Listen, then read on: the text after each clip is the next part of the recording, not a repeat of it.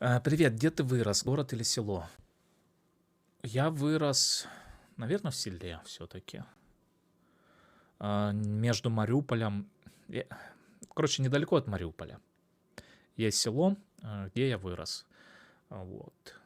Постоянно, каждое утро, я помню, просыпался, ходил на рыбалку, ловил судака, бычков, пеленгаса, таранку. В общем, я такой морской чувак.